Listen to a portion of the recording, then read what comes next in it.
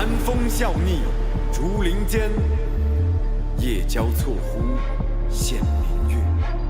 箫声起，折叶飘落，淹没在汹涌的夜。夜色竟然手中剑，背对暗芒，何惧险？出鞘迎雪，浓似墨；入鞘收笔，断流烟。剑力下寒光，心无杂念卷残霜。千重万叶满是敌，叫我如何再忍让？一重山，一重庄，风声鹤唳夜如枪。划破长崩，刺破无寻，叫一方息别伤。剑力下寒光，心无杂念卷残霜。千重万叶满是敌，叫我如何再忍让？一重山，一重庄，风声鹤唳夜如枪。划破长崩，刺破无寻，叫一方息别伤。剑力行行必过，万次磨砺，皆不再对错。他远山纵险关，藏出伤，不让泪滴落。剑出鞘，给予我一剑斩断所有罪与责。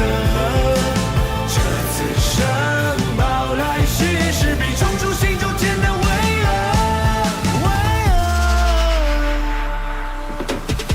剑出鞘。Alrighty. Ladies and gentlemen, we are live again, and boy oh boy, I didn't actually expect to do that much today, just a quick little Buling thing, but it turns out there's actually a lot for us to cover.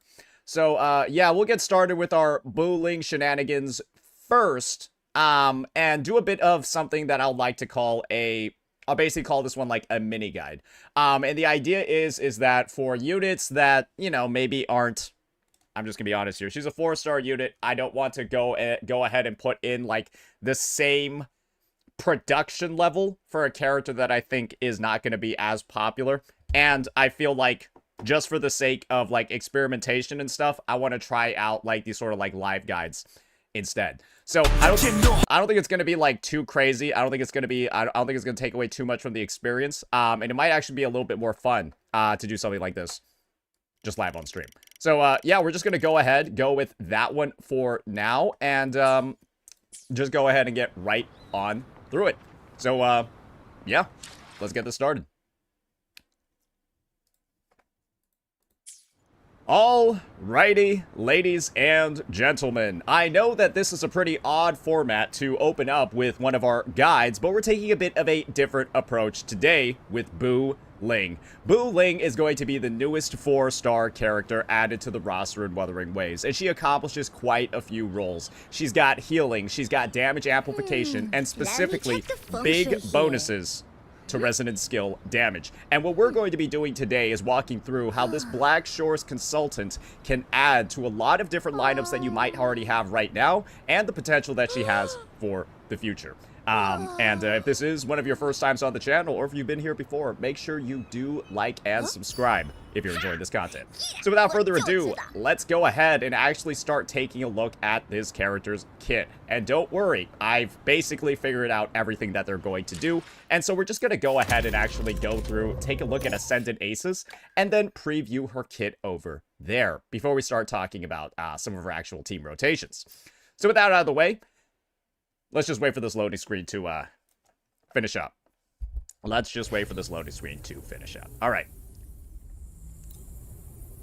Buling, Buling, everything's working. So when it comes to Buling and her actual playstyle, she's going to be one of the most simple, but also one of the more satisfying characters in the game to actually play. And the way that her kit works is pretty simple. The idea is that she has a forte circuit that she wants to build up by doing a combination of basic attacks, resonance skills, and heavy attacks. And once her forte is fully filled after doing 2 enhanced heavy attacks, she'll gain access to an enhanced resonance liberation. And the goal is, don't actually use your regular resonance liberation when you're playing her, just go for all the enhanced stuff. So let's talk about all the ways that you can actually build up this forte meter. And this one, it can get a little bit tricky, but just make sure that you follow along. So, Buling's forte circuit exists in 2 parts. She's going to have the build-up over here, and then she's also going to have the build-up over here. So, performing basic attacks, the second stage over here gives me a thunder trigram. Or, sorry, it gives me a mountain trigram. Performing the 4th stage of my basic attack is going to give me a lightning one. Chill out. So, Got this. now that I have all of these trigrams set up, I've got 2 mountains, 1 lightning, and 2 mountains. If I do a heavy attack over here, I'll get 1 of her yin and yang tokens. Performing an attack, for an example, that used mountain and thunder will give her either a yin or a yang, and an attack that's mountain or thunder is going to give her the opposite. And so the idea is that you want 1 yin and you want 1 yang to be able to actually build up all of her stuff. And so you're going to see over here, I did 1 where I did a thunder and a mountain. Now I'm going to do the second one, right? And that one gave me mountain and mountain. And so now that I've combined both of those together, you're going to see I've got the yin and yang circling over here. And now I gain access to an enhanced resonance liberation. And that one shoots off a giant cannon, consumes the entire Forte circuit, and you're going to see over here, it's applying Electro Flare to every enemy on the field. 2 stacks of it every 2 seconds. And that's something pretty cool that she does. And you're going to notice that enhanced resonance liberation put everything that we have on cooldown. So that shows us at a baseline basically how you're going to want to play Buling. Now let's do it a little bit faster and just walk through everything that I'm doing to actually fully trigger this. All right.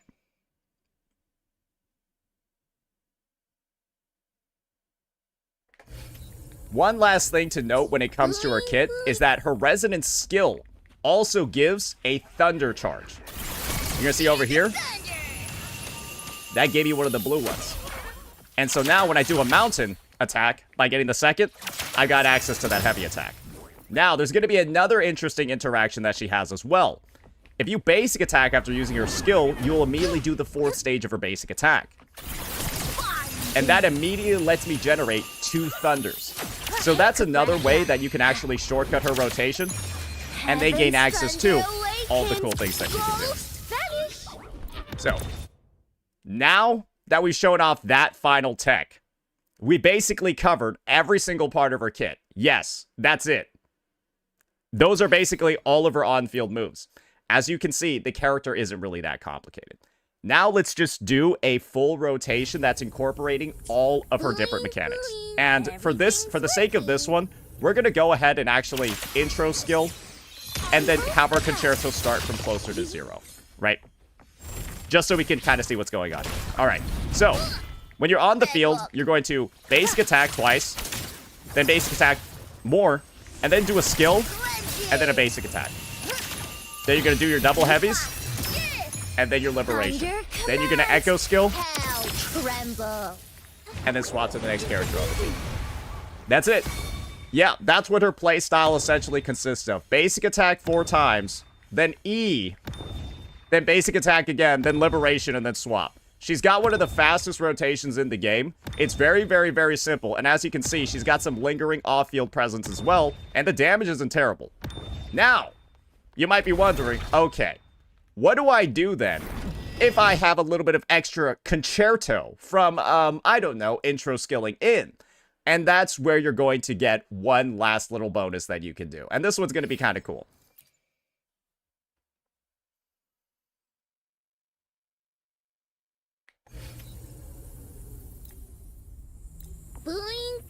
All right, so now we're going to go ahead. We're going to intro skill over to Jeja, right? And now we're going to pretend that Carlotta... Actually, no, we're just going to go on to Carlotta. We're going to pretend that Carlotta has just finished her on-field rotation, and now you're starting over a new one, right? She's just done the final shot of her liberation. Now you're going to go ahead. By heaven's mandate. Yeah. Use that attack. Then you're going to jump attack, right? To get that next one. And then get your trigrams that way. Wait, actually, I messed that one up. Let me restart that one. I messed that one up because I didn't pull out one of the trigrams. Give me a second. Okay. Let's try that again. So for this alternative rotation, right? We're pretending that we're on Carlotta, and we just finished off her rotation, and now we're going to Buling. We're gonna intro skill in. Hear my call. Wait. Then use that jump attack. And then just use the double hits. And that one's going to be slightly faster. Because we have the extra concerto from using our intro skill, we don't actually need to do a full basic attack rotation. And we'll still end up with full concerto afterwards. So that's something cool to keep in mind as well. That's essentially every single thing when it comes to using all of Buling's on-field attacks. Now let's actually start talking about what her abilities actually do and start reading off some of their effects. We've done a lot of the on-field stuff. Now let's get into some of the actual wording. So when it comes to Buling and what she actually does, her basic attack straight up does a couple of things. If you do a combination of Mountain over Thunder, like we saw before, right? You get your Mountain from your second basic attack, you get Thunder from your fourth, and then you get Thunder from your skill. We all understand that. When you do Mountain over Thunder, you just deal damage. When you do Thunder over Mountain, you deal additional vibration strength damage, but less actual damage. And when you do Twin Mountains, 2 yellows, you heal the team. And when you do Twin Thunders, 2 blues, you heal the team over time. So that's essentially the thing that she has going on over here. And if you mess up with her kit, she's got something pretty neat as well. If you mess up and you don't have trigrams when you're doing your heavy attack, she'll essentially misfire and, well... Too greedy.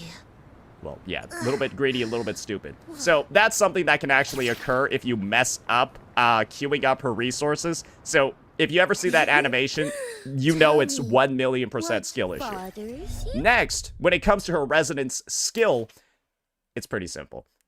It deals electro damage, and it also pulls in enemies too. So she has gradual grouping that actually lasts a long time built into her kit, which is pretty cool. And then she's also got that basic attack shortcut as well. Next up, looking at her Forte circuit, you probably guessed from all the stuff that we were doing before, her only goal is to build up her yin and yang balance, right? When she does one of the damaging attacks, she gets a yang, and when she does one of the healing attacks, heavy attacks, she gets a yin. And you can clearly see, you do 1 damaging attack, 1 healing heavy attack, you'll get the full bonus, and then you'll be able to use her Enhanced Resonance Liberation. And the way that this Enhanced Resonance Liberation works is pretty simple. You fire it off, and then it creates a lingering field that applies 2 stacks of Electro Flare every 2 seconds to all enemies in it. And then you also apply a special buff to your team. And this buff works pretty much exactly the same as Shorekeeper's. So let's just see how it works. So in the Thunder Spell Primordial Key zone that she's going to create, when you use an intro skill, the first one on your team, the active character gets a 10% resonant skill damage bonus.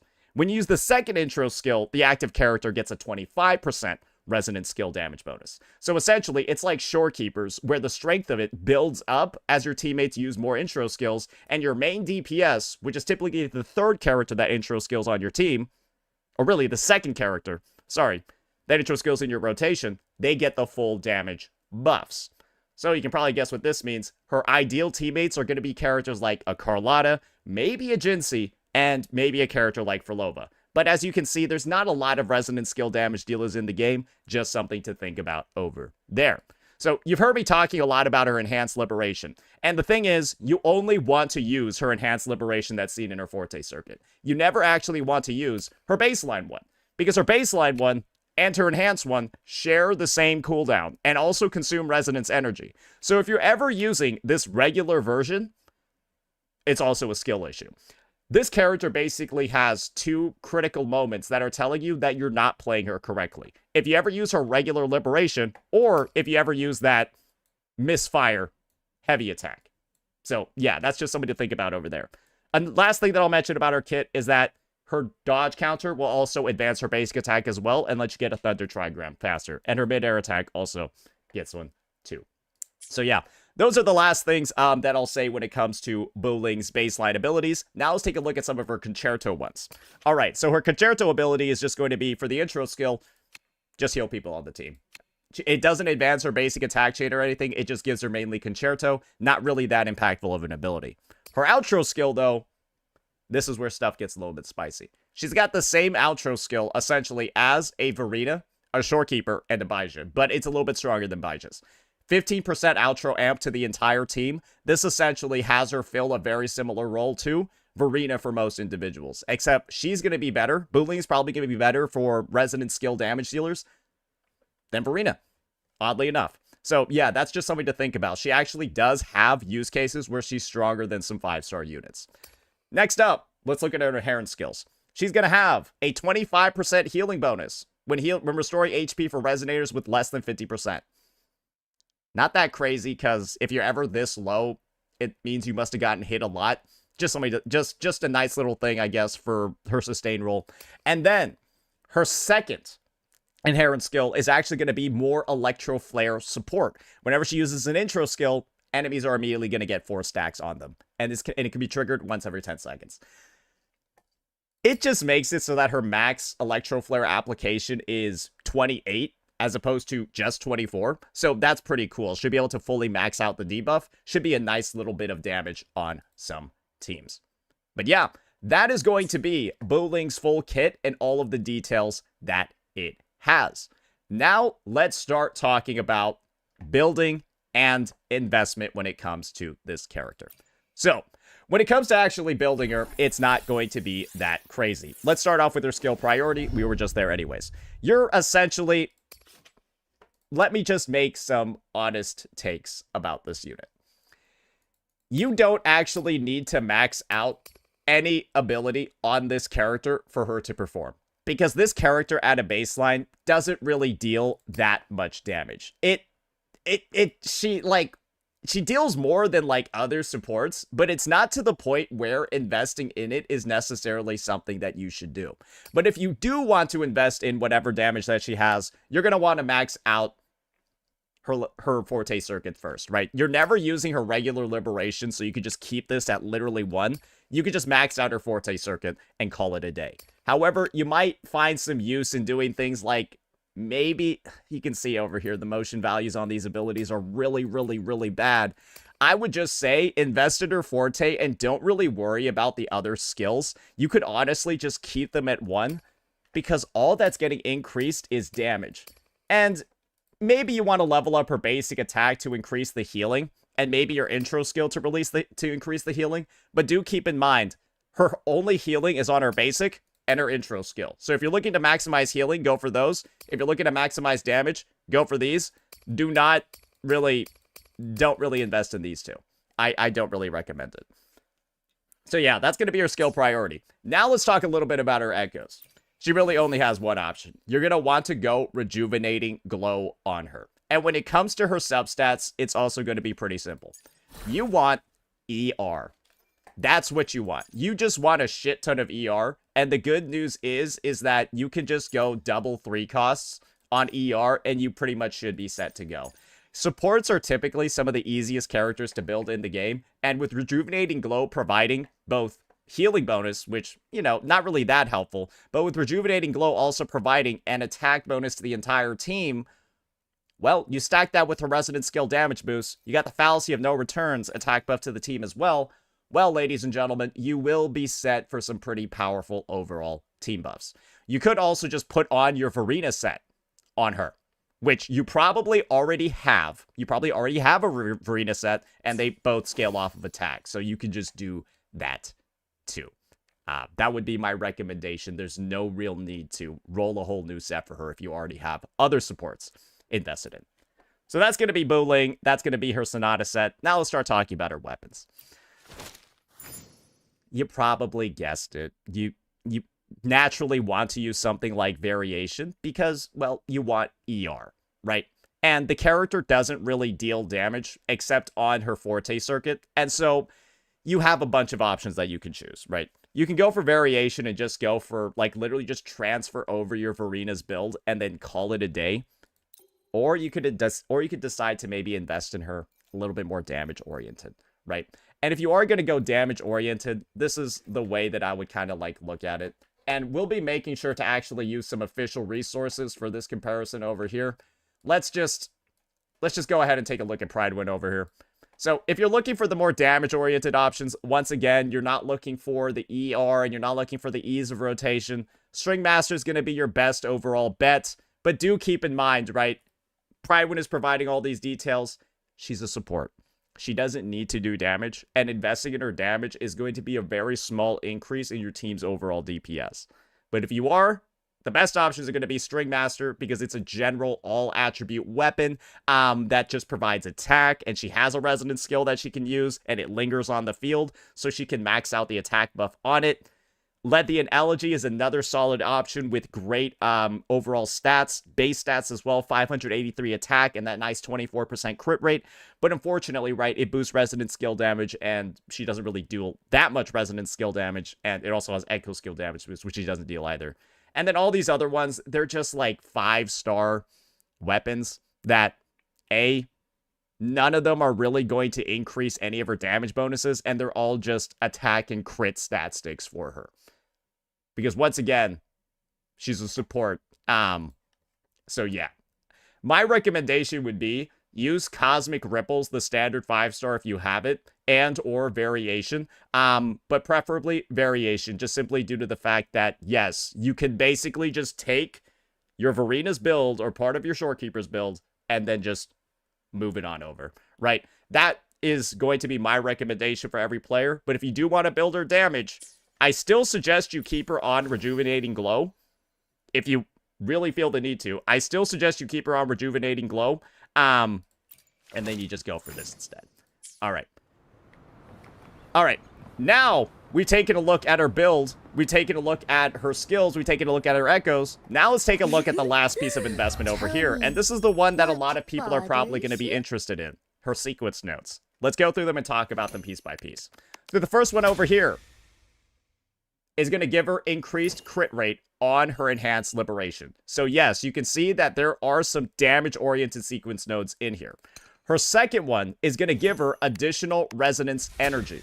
And so as you can see, when you start getting this character's sequence nodes, you can start building a lot more for damage. And that's really the goal. At S0, I think you just take the Varina build and then throw it onto her. As you get more sequence nodes, though, you can see her ER issues start getting alleviated, and she can start budgeting more stats into more damage options. Her third just gives people more healing. So you can see she's got like a blend of sequence nodes, some personal damage, some support oriented. This is going to just, when the HP of somebody on the team drops below 50%, give them a bit of a heal. It's like Shorekeeper, but it like won't stop you from dying. Next up, fourth node. Just a very vanilla S4. All S4s are usually kind of dog-ass. This one is just a 20% healing bonus. And next up, we got the 5 Thunder Spell Array. It's going to give her more Electro Stack application. Or Electro Flare application. So it's going to take her from, I believe, 24 stacks to 34 total. Which is kind of a lot. And now our last one. The Thunder Spell. Heaven, Earth, Mind. She's going to gain even more resonance skill damage bonus. And this is actually almost an unethical amount. This will make her bonus go from 25 to 50. 25% resonance skill damage to 50. That essentially doubles one of the main buffing tools in her kit. It is one of the strongest S6s I've seen in the game, and it's one of the strongest ones I've seen attached to a support. And again, if you got this S6, she will undeniably be better than Varina for some of the lineups in the game. So let's start talking about some of those lineups now. You can see that the character really scales well with nodes. Now let's actually start talking about what she can do in some teams. Alrighty, so when it comes to Buling, you clearly saw she's a big resonance skill damage booster. And so for us to really get a good portrayal of what she's capable of, we're probably going to have to use her with some resonance skill damage dealers. And thankfully, I've been able to build up quite a nice little arsenal to test out with. So we're just going to go with a simple little lineup. This is the lineup that we're going to be using. And this one is going to, it's going to be a little bit interesting. All right. So the lineup that we're going to be using is going to be Frolova into Buling into a Cantarella. And this is going to be one of those lineups that you can actually run because Buling is running on Frolova and Cantarella's banner. And so this is one of those teams you're immediately able to make. So let me just free up some... What the hell kind of boo-boo ass team is that? Let's go ahead and free up some resources over here and do a bit of a run, just showing you all what the team is capable of. And the goal over here is we're probably just going to do like 2 rotations in the team I think we're just going to do 2 rotations in the team, not do like the entire thing, just so you all can see as a taste, right, what this character is capable of. And we'll make sure to test out all the teams that she has as much as possible. All right, let's get this one underway. So the rotation for this team is going to be really, really, really easy. Okay, you're just going to go ahead, open up on your Furlova. This one's going to have some sequence nodes, right? So we're going to pretend that they're not there. Just do another basic attack chain. And then do our cord attack, right? We got the Scarlet Coda out. And now we're going to intro skill in onto Buling. And then 1, 2, jump attack. And then that's it. That's her rotation, boys. You can see over here, it should probably remind you of certain characters that do it really, really, really fast. Yeah, that's her rotation, boys. Ensemble. Thus, your mother poetry beats begin.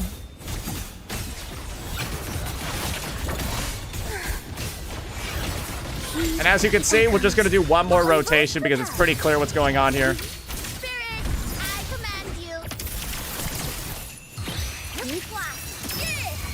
And that's it. And you can see over here, we barely had enough ER with her at around like 400. And that's why I'm telling you, yeah, you probably want to build ER until you get some of her sequence nodes. And even with her S2, which we do have, it's taking a little bit long. But yeah, that's just going to be what it looks like from a 2 rotation angle. And as you saw, that feels pretty comfortable and it seems pretty good.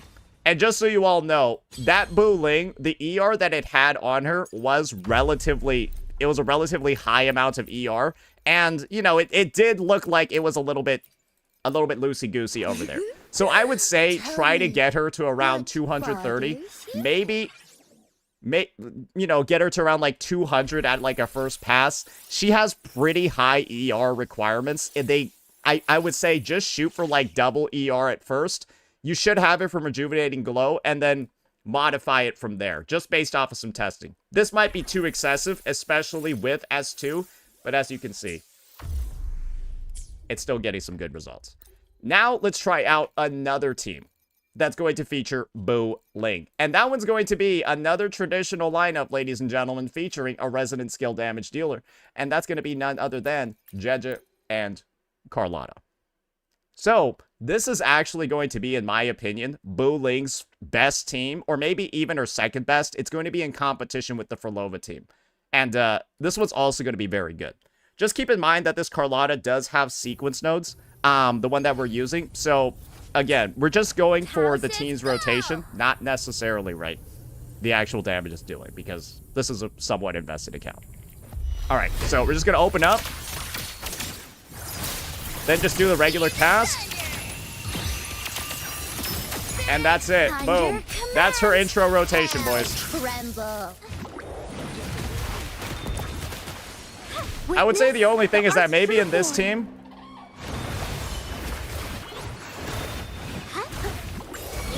My company. Found your weak spot. I would say only in this team, maybe you would go ahead and do a little bit of swap canceling at the start, but otherwise, it pretty much plays exactly the same as like having a Shorekeeper. And do keep in mind, this Carlotta usually should be skilling at the start, but because she's S3, I'm not doing that. Still valuables for patronizing.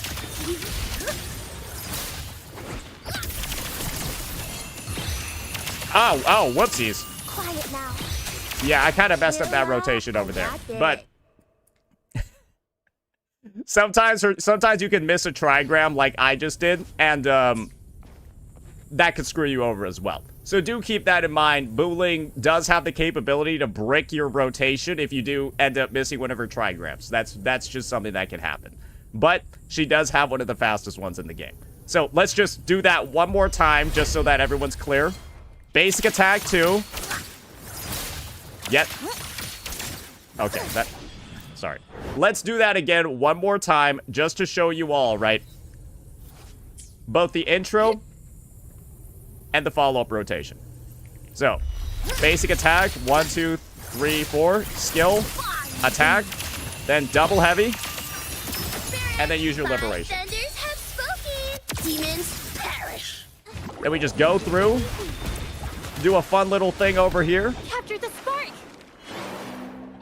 Infra. My company. Running won't save me. The stage is set. Then you just do the Carlotta team rotation. Everyone knows how simple this one is. In the name Fire of out the that last shot. Intro skill it onto Buling. Then do your skill. Take a breath, love. And then just Heaven's thunder keep rotating through. So yeah, as you can see, this unit is extremely fast, also quite strong, and scales very well with sequence nodes. However, her damage, not the best, and she has some high ER requirements. Now, let's do our final team, ladies and gentlemen. And this is going to be the one that I feel like is going to be a little bit tricky. We might have to practice it a little bit, but I think we should be able to figure it out. And this one is none other than... well, we're going to keep two teammates exactly the same. It's going to be a Jancy team. Yes, ladies and gentlemen. This character has some potential to work with Jancy, but do realize it's not as good as with having Verena. Because this character wants coordinated attacks. Verena has one.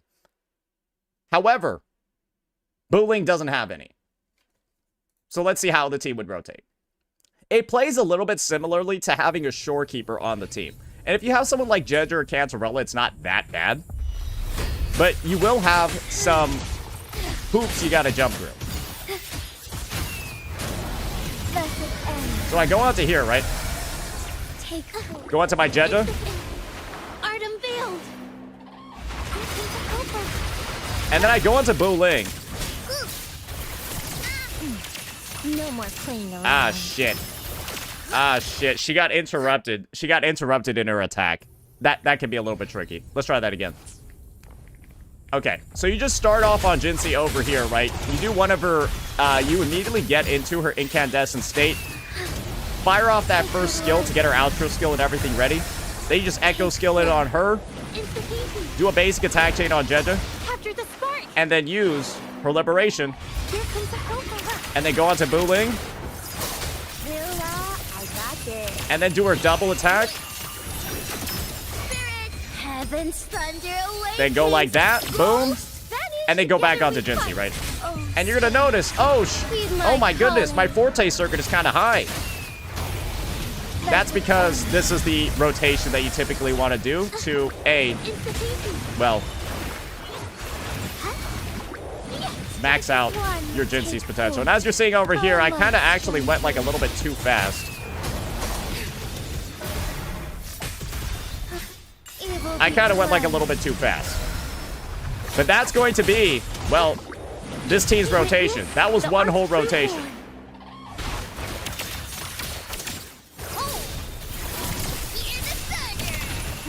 Oh, dear. No more playing around. Thunder command. But yeah, that's it. Hell tremble. Together we fight. Heaven ordained. We did get hit there, but you're probably seeing, okay. I'm starting to see the vision now. And while I'm not going to go ahead and say that this team, right off the rip, looks like noticeably crazy stronger than, like, the Shorekeeper alternative or the Verena alternative, it's one that you can use knowing that your Shorekeeper or your Verena are going to be busy on other teams.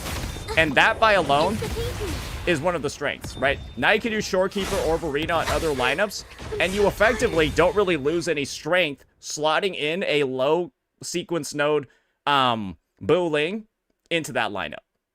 So yeah, that's going to be all the team overviews, and we've already taken a look at her rotation as well. So now it's time for us to take our hat off, enter, maybe get some B-roll in the background, I don't really know, and talk about this unit, talk about her performance, and talk about, well, let's just be honest here, this idea of pull value. I'm going to be honest. This is probably the best 4-star character that not just Kuro Games has released in a gacha, but probably the best 4-star character that a gacha game has released in the past couple of months, if not like the past year or so. The role that she fills on the roster, and the niche that she has is great design. That's what I'm going to say. She's able to elevate a certain archetype of team that isn't overperforming at all. She isn't like some crazy best in slot option until she gets to S6. And at that point, she really greatly becomes stronger than Verena in a lot of teams. But that makes sense for a character that's released almost 2 years into the game as a 4-star. I think that she has a huge level of strength that gets a lot stronger as she gets invested in. But unfortunately, it's going to be really hard to get copies of her unless you're willing to pull on, well, the Frolova or Cantarella banner. But the thing is that she performs so well with Frolova and Cantarella that if you're a new player, this is probably one of the better banners that you could actually pull on. However, I'm not going to go ahead and tell you that she's worth the corals or worth potentially risking a dupe that you don't want to get a copy of her. Because she's not going to go ahead and change anything on your account. She's just going to be a side grade option on 3 teams in the game. And then worse than Shorekeeper or Verena on every other team. However, if you just get her on the off chance, you get her from like the standard banner, you get her from like this, you get her from like losing pity anywhere else, then it's fine, right? It's nice that you have her, and when you get her S6, she'll be a decent boost over Verena in some teams, but I don't think it's a character worth chasing for. However, are you going to be happy when she pops up on the standard banner? Yes. Are you going to be happy when she's not rate up and you get a copy of her? Yes, because she's just a good unit, but she's not like a necessary unit for characters to work. And when I compare this to games and other 4-star designs, specifically like Genshin Impact, think about characters like Farazan, Chevreuse, Goro, where entire archetypes and 5-star characters are actually not playable unless you have those characters at S6 or C6. That you need a C6 4-star to use some of these units, right? And the fact that Buling doesn't feel necessary for any unit to function is great. However, she does have that Electro Flare potential built into her kit for 3.02. That's something that we also have to heavily think about and factor into her overall rating, because she could be somebody that scales very well into the future as well. However, I hope that she also doesn't feel like she needs her, I don't know, S5 to work in the Electro Flare teams, but there's potential of it, because this is a sequence node that's literally increasing her application by like 25% for the debuff, which is kind of significant. So yeah, we'll just have to see how she ages, whether or not she feels more mandatory in the future. But for now, she's entirely unnecessary, but a great add to your account. And that's the final take that I'll make. Overall, fantastic design as a unit. Not the biggest fan of her character overall, but she adds a great level of depth to the roster that I think any player should be able to appreciate. So yeah, that'll be it for this one, ladies and gentlemen. Let me know what you all thought, and if you enjoyed this guide, this mini guide, this kind of like breakdown that we did over here instead of the full-fledged one, well, make sure you subscribe. Peace out. All right, yeah. That's going to be our Buling mini guide, ladies and gentlemen. But yeah, that should have been a bit of a fun little walkthrough. But yeah, I didn't feel like doing a full guide for that unit, just because I'm not gonna lie, her kit is a little bit, it's one of the most simple fucking kits I've ever seen in the game. Like, literally the most simple kit I've ever seen in the game, but it, like, works out well. Like, she doesn't have very many bells and whistles. Like, you can understand her kit in, like, 5 seconds. Alright. Buling mini guide.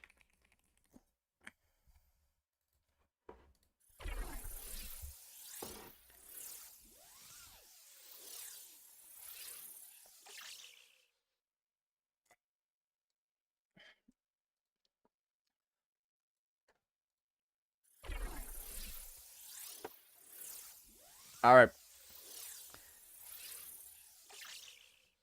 But yeah, these little things. Please make an end of year wrap up for Hoyo. Dude, that'd be amazing. Yo, wait, that's actually a wonderful idea. Somebody left a YouTube comment. Please make an end of year wrap up for all the Hoyo games. It would be diabolical, bro. I've been keeping up with all of them, and they have just fucked all of them so bad. It's... Okay. Alright. Yeah, they fucked them all so bad that we got shit like this going on right now. Oh, man. Anyways, well, guys, it's time for us to have a bit of a discussion. It's time for us to have a bit of a breakdown. You all know what time it is. Why do people keep doing this, man? Why do people keep doing this, man? So, basically, what I'll say is, I don't know why people... I don't know why it is that CCs nowadays like rage baiting so much. I feel like they don't understand that it doesn't help the channel. It doesn't help anything. Like, all it does is hurt your guys' careers. So, like, why are you guys doing it? Because, like, all you need to see... There's literally a living case study about how rage baiting can kill your YouTube channel. There's, like, literally a fucking case study. So, like, what are we doing here? If you don't want to play Zurich, I will be seeing you guys. Like, what are we doing here? This guy literally destroyed his fucking... Like, all of his momentum. This guy literally butchered his momentum in his career because he couldn't stop rage baiting. And, like, I thought we learned from this. I thought that this guy alone served as a living case study for why rage baiting on Twitter is so silly. Like, I called it out. And I said, brother, you will be regretting this retarded crusade you were on. You will be regretting this by the end of the year. That is what I said at the start when this was made. When I first reacted to this.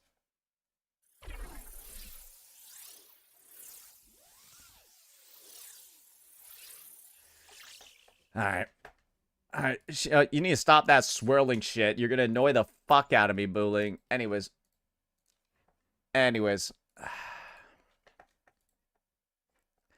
Let's get on into this, guys. Alrighty. Alrighty.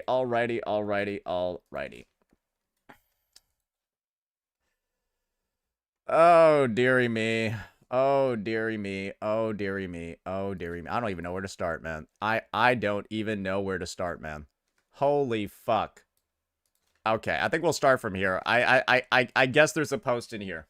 There's a post in here that we'll start with. Because, guys... I'm going to be honest, the number of Twitter notifications that I keep getting ever since this retarded drama happened has been so goddamn annoying, it's ridiculous.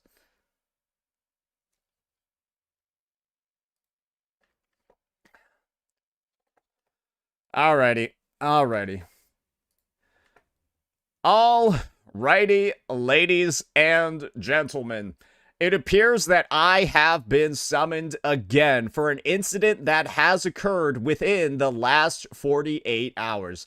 And you want to know the way that I know an incident has actually occurred? It's because whenever I go on Twitter, which I actually do to look at stuff that isn't related to gacha, I get bombarded, flooded with notifications of me being tagged in like 17 different fucking threads. Regarding toxicity, gacha tribalism, all, like, look at this shit. My finger's getting tired and it's still not stopping. Like, do you see what's going on over here? And so, I've been summoned. You can clearly see there's so many notifications. There's even, like, individual links to my name. So why don't we go ahead and take a look at this? Because it appears that Box 2 has gotten himself into some trouble with the Wuthering Waves community, where people are potentially resurrecting, performing necromancy on some old VODs, some old clips, in refutation of some recent statements that are made. And so let's go ahead and take a look at this one over here that has gotten a little bit viral, and it's a past VOD from Box. Okay, here's what I think. Okay, I think the Wuthering Waves community is by far the worst community in gacha. All right, the whole Genshin Impact killing cats trying to kill the CEO doesn't even, none of that compares to the shit that curlbots are doing, man. So my initial take on this is, the guy is obviously joking, right? And I don't think that there's very many individuals out there who would take this initial clip and view it as too crazy, right? I think most people can tell this is a bit of like deadpan, sarcastic humor. Deadpan, sarcastic level of humor where you say something relatively emotionlessly because, well, that's kind of like what he's doing right now to pretend that it's something that he actually believes in. That's what I believe most people would think from this. I would just be completely fucking honest, man. Like, if you have seen some of the shit that people have been saying on Twitter from curlbots, it doesn't even compare, man. So all because we're comparing somebody like talking about how bad Genshin's graphics are, saying that, oh my gosh, your Mavuika motorcycle looks like Poopy Head, to like assassinating the CEO. Like, that level of equivalency is just so absurd. And like, you called me a mean Poopy Head versus I'm going to assassinate the CEO. Like, that level of just like, there's a level of like dissonance between those two things where when somebody draws a comparison between them, you can't really take it seriously. Unless you're like autistic. Curl dogs acting like they are better than the Hoyo shows, man. Just grow up, man. What are you, 5 years old, bro? God, fuck you. Get a life, dude. Get a fuck. I don't really think that that was too crazy, right? However, this is where stuff starts getting a little bit, and this is why I'm going to say what I'm going to say. In recent times, literally the last 48 hours, and this is where stuff just starts getting murky, and this is where stuff starts getting really retarded, and this is when I start questioning why people are doing the things that they're doing. This is what occurs. Somebody posts this, and they say, I hope he's joking, because it sounds like he's joking the entire clip. And then Box responds with, in the last 48 hours, he responds with, I'm not. And this is where I have to take some time to talk about Twitter, CCs, and what the fuck is wrong. Because my take is, why are we doing this? What is the point? Because this is all a follow-up. There's actually more lore here. These are just some of the most recent developments. This is a follow-up on the recent string of rage baiting that Box has been doing on Twitter regarding the Game Awards, regarding Wuthering Waves, and regarding Genshin Impact. And as you can see over here, we're kind of like all up on Honkai Star Rail. We're, let's be honest here, probably fucking depressed because it's delayed by 2 weeks and the update looks like shit and this looks like shit. We basically fill the narrative of a disgruntled HSR player who's giga mad about the fact that their update is dog shit, and then after lamenting over how bad the state of HSR is, we start rage baiting the Wuthering Waves community.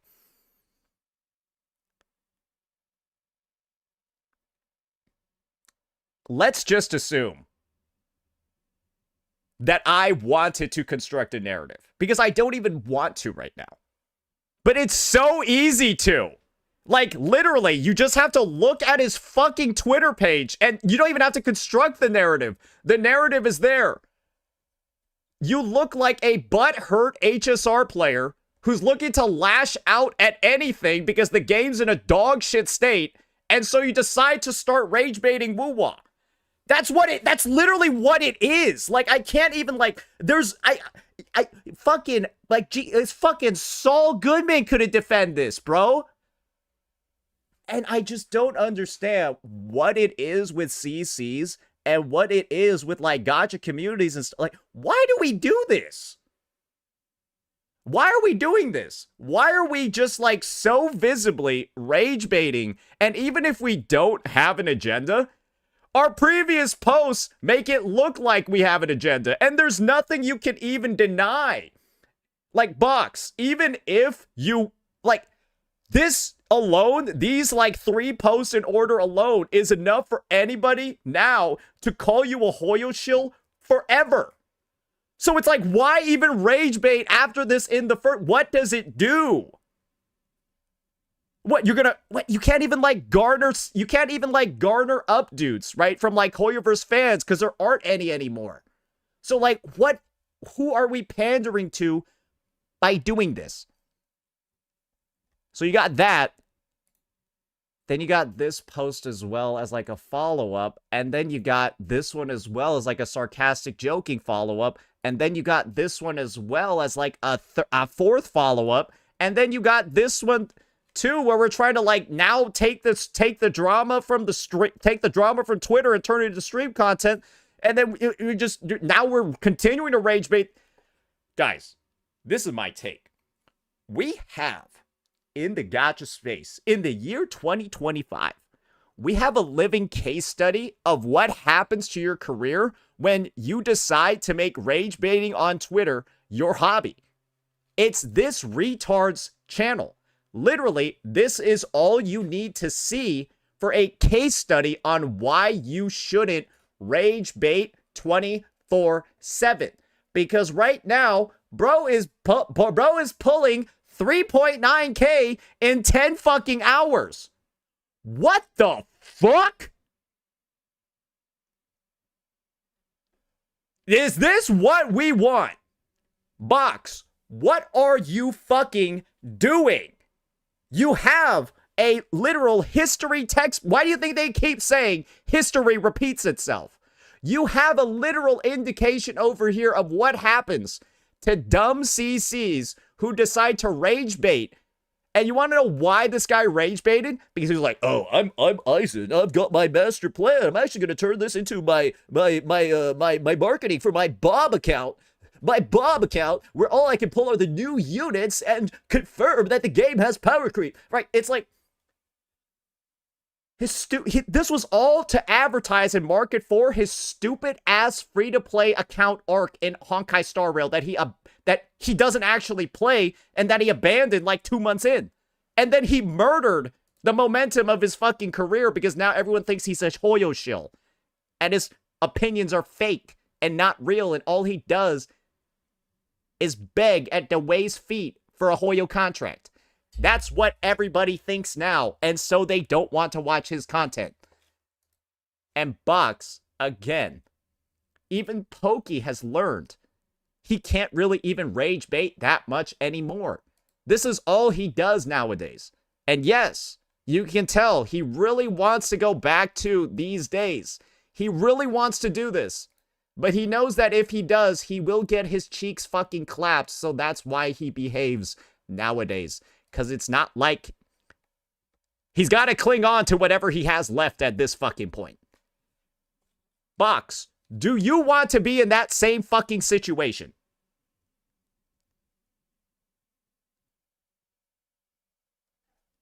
And you want to know what the funniest part is about it? I think Pokey has actually made a fucking take on the Box situation. I actually think he has.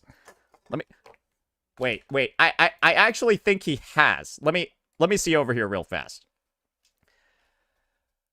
I think he did. I think he did. I think that was the most ironic part about it. Yeah. Even this guy knows. The guy that ruined his career from Twitter rage baiting, even this guy knows he doesn't want this fucking heat.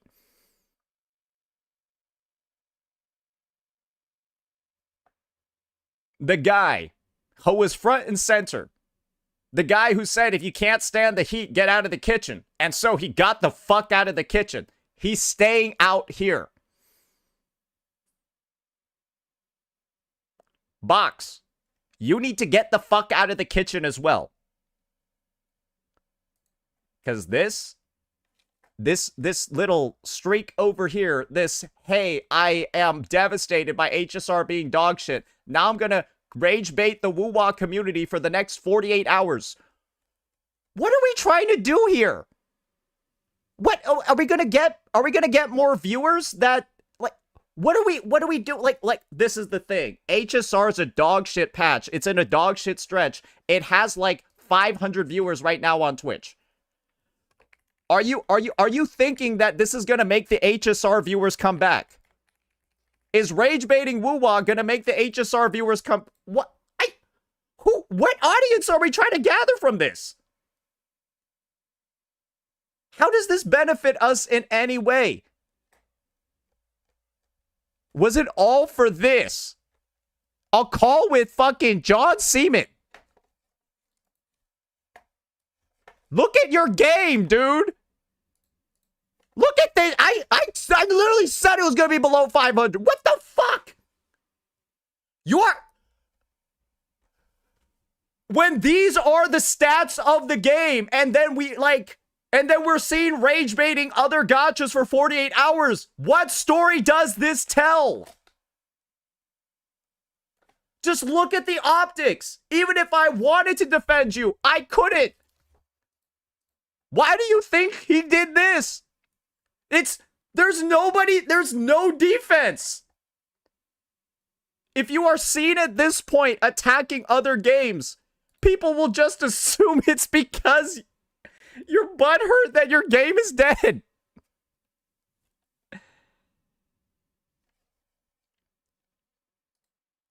To say Mr. Pokey nuked his career is pretty disingenuous. If you're getting 3.9K on a 10-hour video, yeah, that's fucked. I don't really know what else to tell you. But hey, if you want to lie to yourself and say that these stats are good, go for it. It's just then you would be delusional. But then again, you came in here in my chat just to defend Mr. Pokey after seeing a 3.9K view in 10-hour video.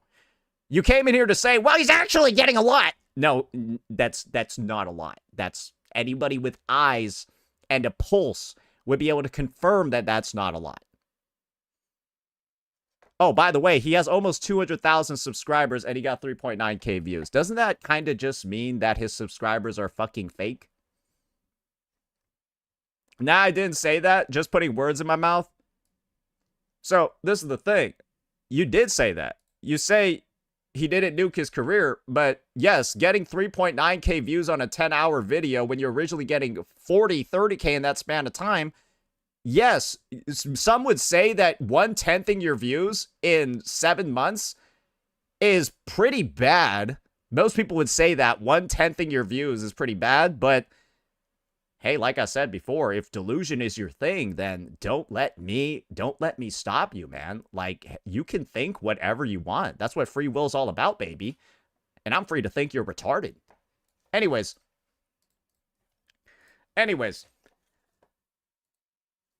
I've already talked about this situation a lot. Why don't we go ahead and see what some other CCs are thinking regarding this situation? And this is the thing, right? I'm naturally going to disagree with some individuals. I'll keep the disagreements polite. And I'm going to be honest.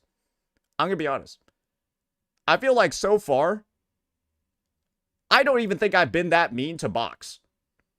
If anything, I think I've just yelled, but I think I've said things that are honestly pretty nice overall. Because this is just something. Sometimes the fellas need a little bit of tough love. I think this is one of those situations where I do feel like it's at least somewhat justified. Okay, now let's take a look at what some other CCs are saying. Oh, hey, appreciate the 50 more gifted subs on YouTube, you know, feat supremacy. Oh, yeah, okay, yeah, he changed his name. Yep, it's the same guy. Appreciate the 50 gifted memberships, man. Bro's going cross-platform. Bro's going cross-platform, brother. Cross-fucking-platform. Appreciate it, man. All right. So, this is going to be the take from Captain Cabinets over here. Bro is just being silly in response to a dumb situation. It's not that deep, and I don't think people should paint Box 2 of all people as an enemy that's next that needs to be dogpiled to the same extent as someone that actually has real malice and wrongful critique of Wuwa. I think those are relatively agreeable statements over there. However, what I will say in response to this is actions have consequences, right? And I don't feel like this is one of those situations where we can just sweep shit under the rug and pretend that it didn't happen. And Box getting dragged a little bit on social media, I don't think is that big of a deal. Because, like, what he did is incredibly retarded.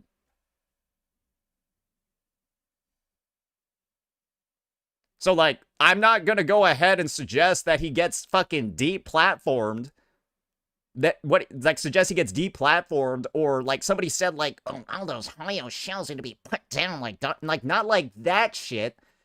But it's like, hey, if you say some really dumb shit or do some incredibly dumb fucking shit, like, again, Ragebait an entire community for 48 hours right before the Game Awards as your game goes through the worst stretch in its history with the worst update ever, an extension on the worst update ever, and all this stuff, it's like, guys, it takes less effort to not move your fingers and press the enter key when you're on Twitter. It's actually easier to just not move your hands. However, nobody does that. Everyone feels the need to, like, put out their opinion on certain things, even if that opinion can be extremely damaging to them. It's just like, why? And this is the last part that I'll say. What Box did is incredibly fucking stupid, not just in the context of rage baiting from HSR being dog shit, but it's deciding to specifically rage bait the Wuthering Waves community. When you know everything that has gone on in Wuwa over the past couple of weeks. We literally have the Gathering community notes fucking image over here where somebody, like, actually documented every single time on record in the past 2 weeks, Hoyo shills have been caught literally fabricating misinformation regarding the game to spread as much negativity as possible right before the Game Awards. This has been going on for the past 2-3 weeks, and this is the thing. People are making memes on it. People are finding even more of them. There's even more misinfo being put out by the same accounts. And everything's getting community noted. And to make the decision and say, and this is where I'm really going to focus on this statement from Box over here, to go ahead and try to make blanket statements that the entire community is hypersensitive when the entire discourse regarding this hypersensitivity is based on literal lies getting constantly spread about the game, then this post just easily becomes, hey, I'm calling the Wuwa community hypersensitive for correcting misinformation about their game. Not just minor misinformation, but literally damaging misinformation. Hey, Rover's a predator. Hey, Kuro's abusing AI. Hey, Kuro used 89% AI likeliness. Hey, Wuwa's graphics are actually dog shit on mobile. Guys, that's the type of misinformation that's getting community noted and corrected on Twitter. It's extremely tone deaf to make a blanket statement about hypersensitivity with that knowledge. And this is the thing. It's either Box is getting screwed, Box is getting indicted for either ignorance or he's getting indicted for fucking stupidity at this point. Because if he knew about all these things, right?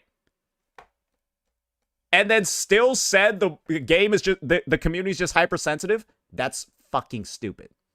That's incredibly fucking dumb to say.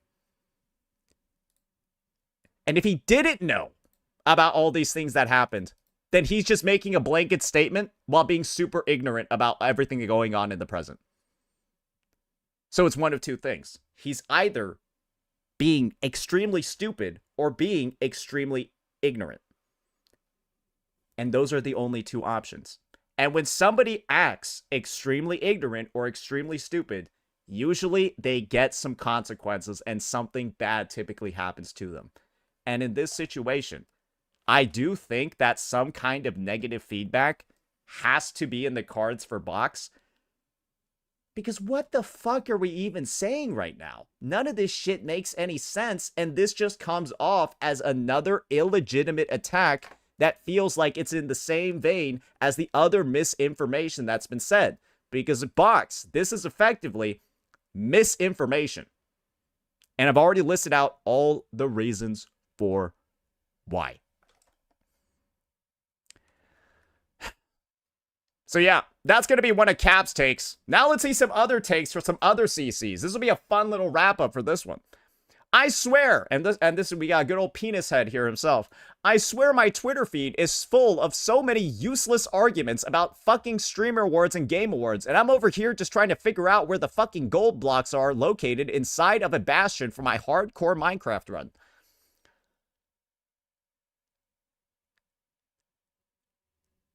Main takeaway is Fob is a nerd, and also he is just tired of this shit. And this is also the thing. You probably can't tell as well. But for my spiel at the start and the fact that I can still scroll through this entire thing and still see notifications regarding this, I'm fucking tired of this shit too. Because I'm just sitting over here watching CCs just commit career suicide for no reason.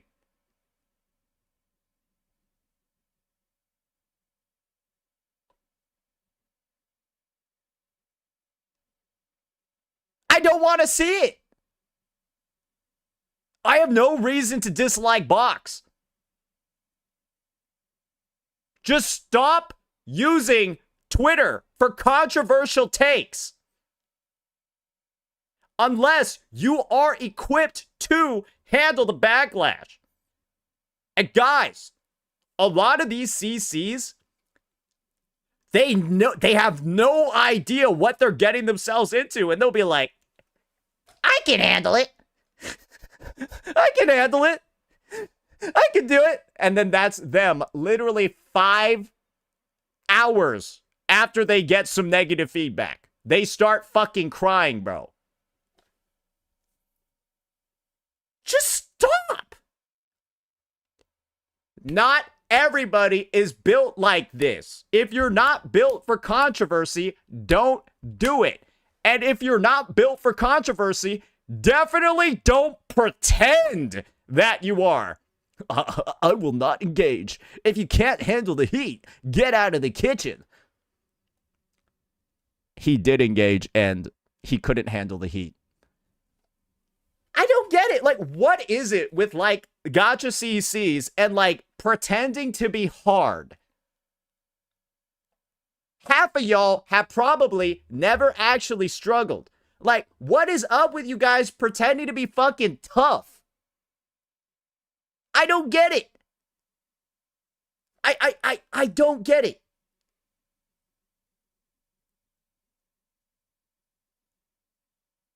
You guys play gacha games.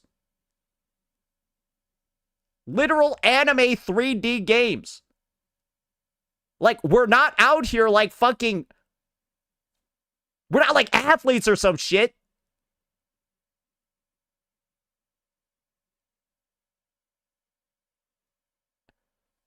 Why do we feel the need to pretend to be, like, super tough all the time on Twitter? Tohu Sniper. Mr. Pokey. Genazad with the soy slam on the table. Guys. Box. Guys. The only people that should be acting tough in the gacha space are like Tectone and Gacha Smack, because they could actually beat you up IRL. Those are like the only ones that should actually be like acting tough. But like, Box, you're like fucking 100 pounds. Pokey. you might actually be a bigger guy, but I feel like your time in the army was literally fake. Because you came back, I think, looking smaller.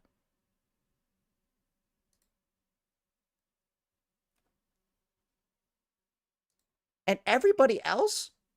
What are we doing here, guys? Now, let's wrap up. Let's wrap up. We've got one final take regarding this circumstance over here. We've got one final take, ladies and gentlemen. So why don't we go ahead, get ourselves a little bit wrapped up with this one, and just see what Mr. 7 out of 10, somebody who's gotten firsthand experience, getting excommunicated from the Wuthering Waves community, right? Somebody that's gotten excommunicated from the Wuwa community. Let's see what his take is on the box 2 situation. And do remember, guys, this is the guy that said, you guys are worthless, less than human, scum that should reroll IRL because they called him a clapped walnut in his comment section. Also, appreciate the 50 more, you know, Fee. You're the man. That inflection is specifically for people reading off a teleprompter, which isn't super easy. Let me reread that. I hate that Oh, sorry. It was 206:30. Yep, 206. Yep, 206. Here we go. Sorry, guys. We need to skip forward a little bit. inflection. It's specifically you. Okay, that shit is not working. I need to reload this. 206. There we go. All right.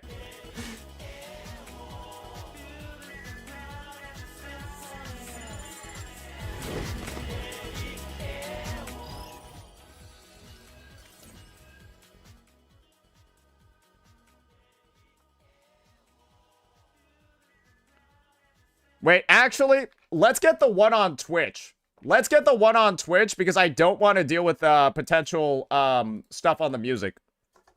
Right? Right, this VOD is surely on Twitch, right? This VOD is surely on Twitch, cause I don't want to deal with any like DMCA music or some shit that might be playing in the background. Yeah, I hear some weird like fucking disco beat back there. All right. 206:30. All right. Here we go. Here we go.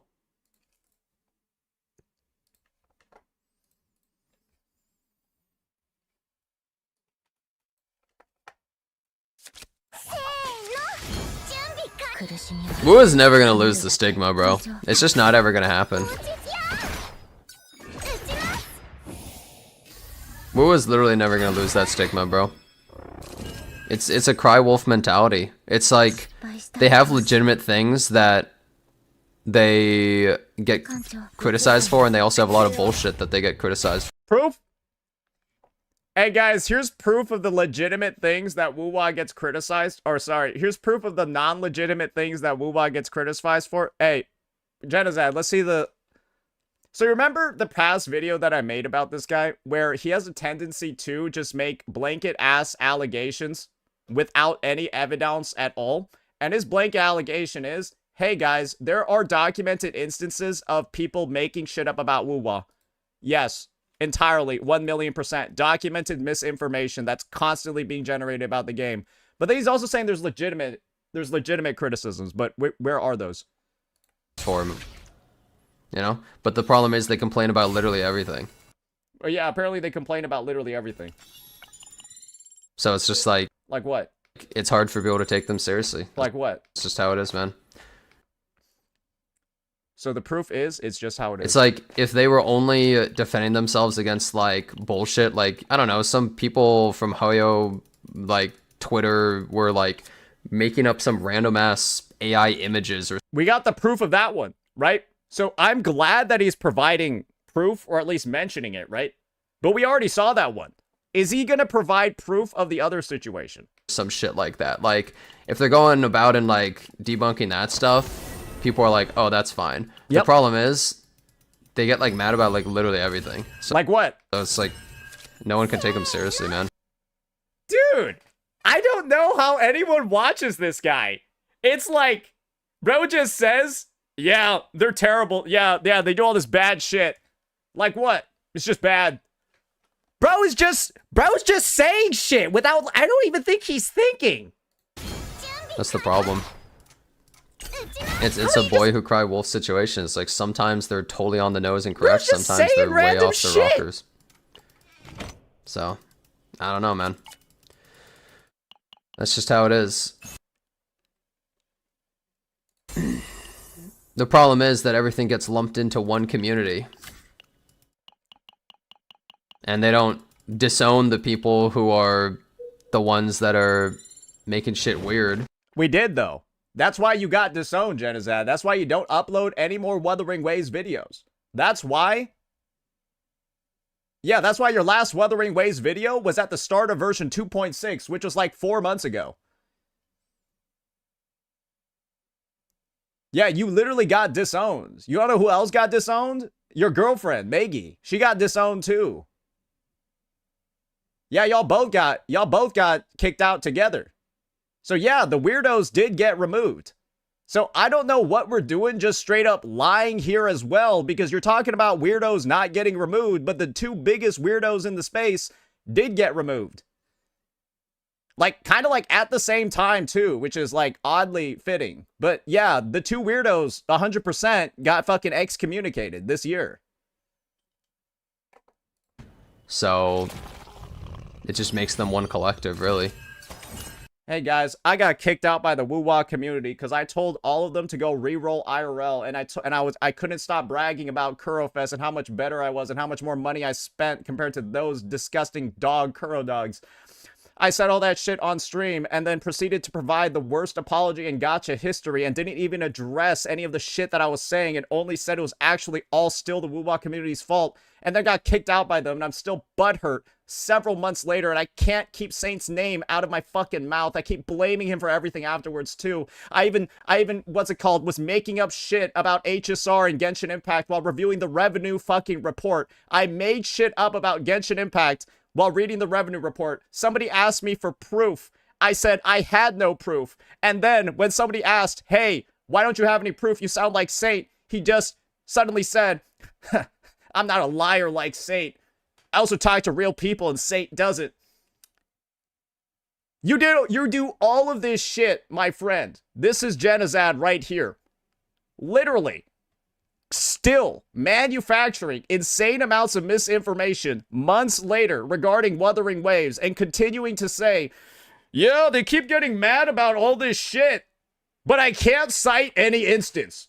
Yeah, they get mad about legitimate stuff, but they get mad about not legitimate stuff either. But I can't find, it's just those times when they get mad at the fake stuff, I can't seem to remember it. This is why you're going to be Mr. 7 out of 10 until the end of time. That's why even on that's why the CZN live stream, the comment section of it is literally just begging you guys not to come back. You are the most insufferable motherfucker. And even listening to this stream segment was one of the most insufferable experiences of my fucking life. Imagine it's cry wolf. Yeah, it's just so bad, bro. It is what it is. They're like this thing. Like, I've never heard somebody be so vague and sound so absent-minded before. Like, Jesus Christ, it's like you could honestly just assume bro's thinking about what he's gonna have for dinner. The leftover pizza that's in the corner of his fucking room. So, nothing's ever really gonna change as far as I can see. It's gonna be an infinite amount of fighting and seething and being mad on Twitter forever, and they're gonna always look bad, which is unfortunate. Hey guys. I too would say that my ex looks bad. I'd say it too. If the breakup was that bad. Game's good though. It's a fun game. This is why bullying in school exists. I think this is an instance of where there was too much bullying. Like I've said before numerous times, I do think that Genizad spent a majority of his high school career inside of a locker, and that's why he's like this. I like the game. Oh, he laughed at my joke too. Anyways, it's just like, you can see what's going on. I personally think that this is a circumstance where it was entirely preventable and nothing needed to happen. And to see CCs that are willing to risk it all for absolutely nothing, knowing what happens to people that are consistently known as rage baiters, their career gets fucking nuked. And to see people just go ahead and decide to engage in the same level of like elementary rage baiting without the mental to handle it. Guys, this is what this is what I mean by not having the mental to handle things. Guys, Box 2 is like 22 years old. Box 2 made a video talking about burnout. He made a video talking about how he was letting himself down. He made a video talking about how he was like disappointed in himself.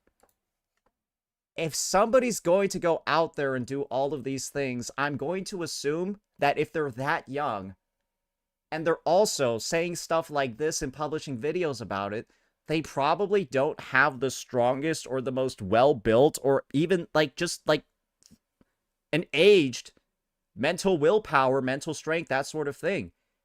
It's just, I don't want CCs and I don't want people to be under this impression that this is a route to actually go on to achieve success. Because it does literally the opposite. And for those CCs that want to, I guess, affiliate themselves on either side of the equation, guys, sometimes it's okay for your friends to get some licks. It's okay. Even if you like a person, it's okay for sometimes negative things to happen to them so that they get lessons. And this is a circumstance where I feel like Cap is way too much on the defense. She's way too much on the defense and like playing into like, we should just like stop talking about it completely. Like just pretend it never happened. Just like wipe it away. Guys, it's like not that deep. It isn't that deep. And the response he's getting right now isn't that deep either. He's getting quote retweeted and then people are saying his take is wrong. Like, we're also exaggerating the situation over here to just be like, oh, like people like going in like life and death. I saw mean tweets directed at him. Like I saw mean tweets directed at him. Like that's fine.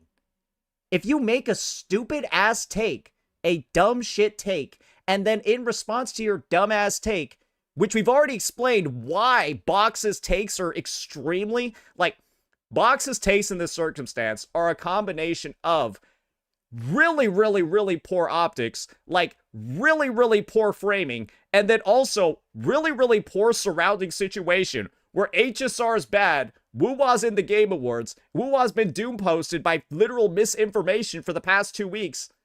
Rage baiting the game under those circumstances is just like a perfect recipe for just getting shit on. Like, there's no other real outcome from this other than somebody getting shit on. Because all he had to do was just not give a take in this situation. But yeah, all I'm going to say is, this is so dumb. And to see such a ramp up in behavior like this towards the end of the year, to me, is just something where I'm like, guys, what are we looking to get out of this? And that should be something that I feel like not just CCs, but every person should actively be thinking about. What are we looking to get out of what we're doing right now? Is this action that I'm taking, this tweet that I'm writing, this comment that I'm typing, this react that I'm filming, what is the end goal of this? Because I feel like that's not a conversation that Box had in his head before he started doing all this shit. But maybe he did, and I'm just not seeing the bigger vision right now. But yeah, this is just my honest take on the matter, ladies and gentlemen. I'm honestly sick and tired of this shit. I'm sick and tired of watching people throw their careers away for absolutely no reason, and not learn the lessons from history that have occurred so recently in this in this year. It is what it is. Let me know what you all thought. Peace out.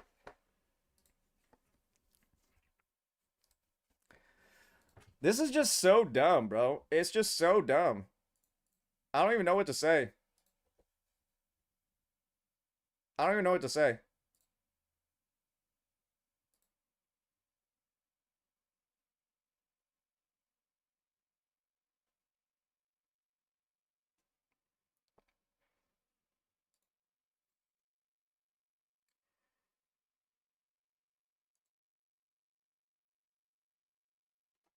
Arknight's Enfield will probably release on January 22nd, 2026. Damn, so now criticizing Wuwa equals throwing away their career. That's literally not what I said. But then again, it's Knackwall, so his goal is to misinterpret everything I said. So actually, good job there. Yeah. So, to correct that statement and actually make it accurate, rage baiting an entire community off of absolute nonsense is an easy way to ruin your career. Rage baiting a community of millions of players, right, off of absolute nonsense will ruin your career.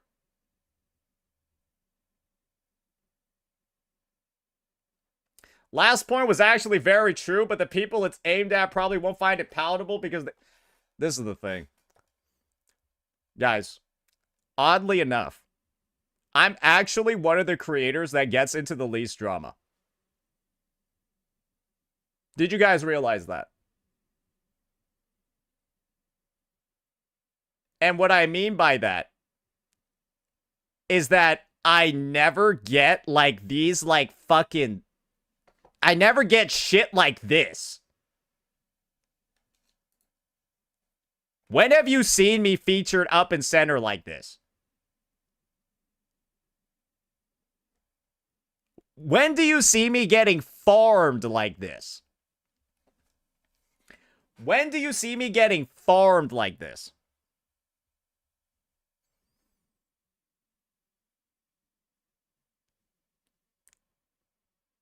Every day on Gacha Grill, guys, they forgot I existed. You guys know that, right? They forgot I existed. Like, I don't even think Gacha Grill even thinks about me anymore. They're way too focused on other shit. Like, I don't think people realize is that, like, oddly enough, like, I kind of, like, mind my own fucking business. From the perspective of, I only get involved if it gets really big. So it already has to be big first for me to, like, look at it. Yeah, it's just kind of what it is. So, like, this small shit, like, I never start anything. I think that's the main thing. I never, like, start anything like this.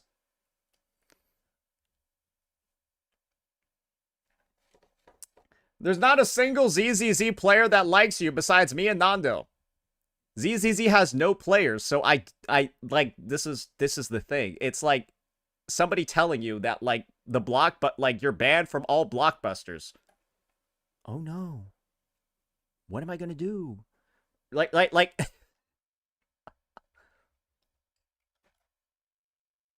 how am I gonna get my movies? Right? It's like that.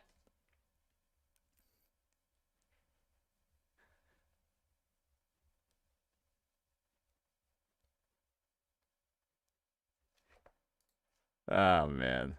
Oh, man. You guys. You guys. Okay. Box 2 situation is crazy.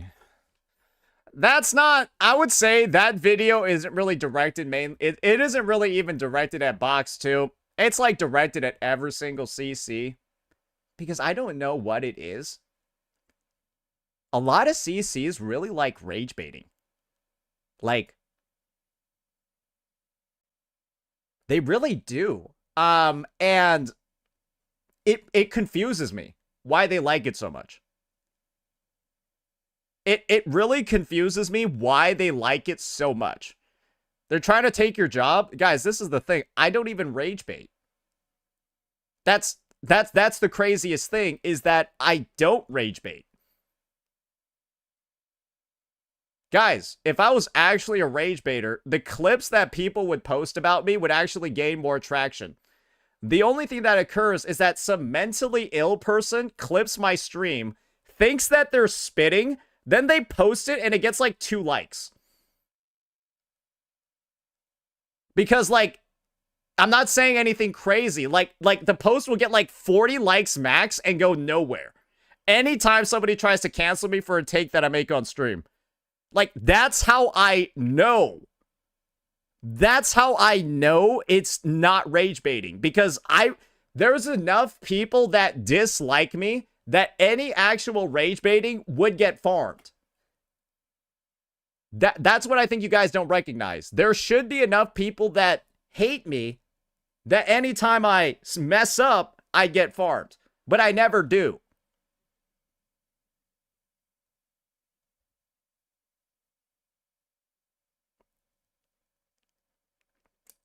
Thumbnails are kind of rage baity. This is the thing.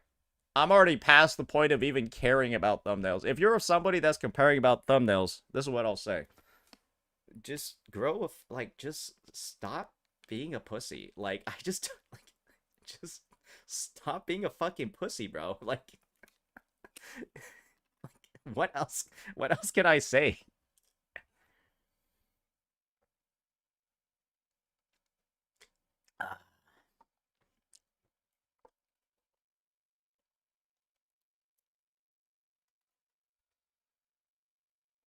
Isn't that what Jenna complained about? Thumbnails? Guys, Jenna looks like somebody that would complain about thumbnails. Yeah, he looks like somebody that would complain about thumbnails.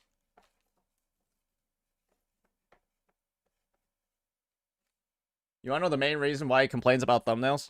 Because his thumbnails look like shit. Bro, these look fucking... Bro, it's like not even hard to make thumbnails too, so that's why I always get so confused when people make such dog shit ones. The fuck is this?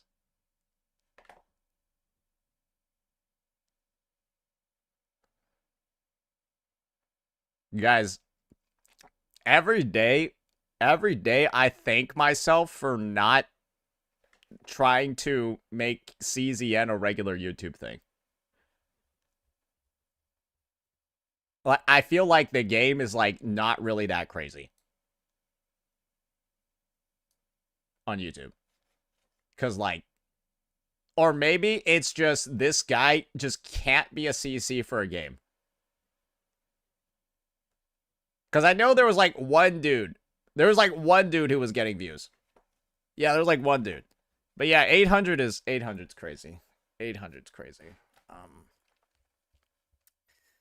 I'm gonna be honest, if I ever have a video that gets 800 views, that's gonna be, yeah, we're gonna be, I don't even think that's gonna happen, bro. I don't even think that could physically happen. Like, that would, like, 800 views in 5 days is like, guys, I've never had a video with this little views before. Actually, I don't think I have any video below, like, 5,000 views. I don't think I have a single one below 5,000.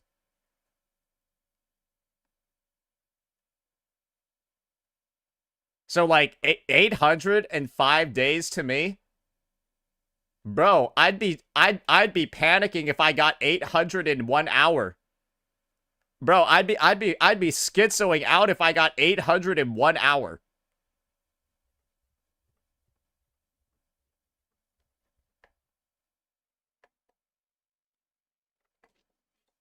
Being forced to watch this guy for CZN update live streams is painful enough. Guys, I'm gonna be honest. I feel bad for the CZA community. Like, I heard about this live stream and I was like, are they trying to kill this game? Like, straight up, I'm just like, are they trying to kill the game? Like, time to talk. Okay, let's look at the mechanics and talk about this a little bit. So, her mechanism. Okay, lots of work. what is this? Which usually means very powerful. Bro, these guys, they literally just like fucking vibe vampires. Fucking vibe vampires over here. Like, could you guys at least try? This is going to be my feedback for you two. Could you at least try? He's trying. Could you two at least try? So, so we have a lot of new words to understand, and remember to Like, I have never... pay close attention. Here we have a new thing called bind. So bind is the This is the worst thing I've ever seen, bro. Honestly, I should have... I kind of wish I reacted to this. This is so bad. Who are these two randoms? What the fuck? It's this. We don't need the influencer. Just give us talking with the dead. Oh, bro. What is this? Okay, bitch head. Okay, you found 7 of my videos that are below 5K. I have over 1,000.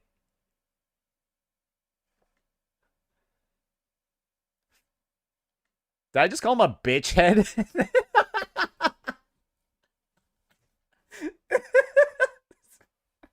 Yo, bitch head is a crazy insult.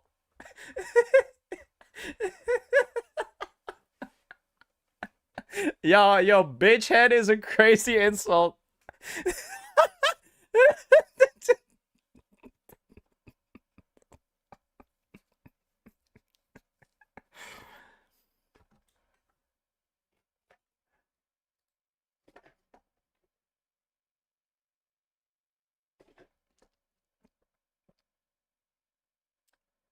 Guys, can you stop trying to, like, link this shit to me?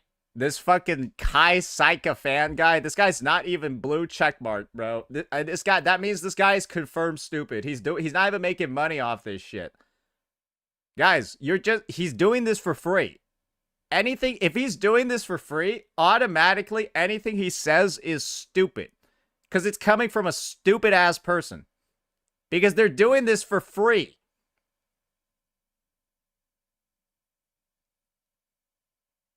If he was getting paid for this, I'd actually read it. But because he's not, I'm not actually going to read it.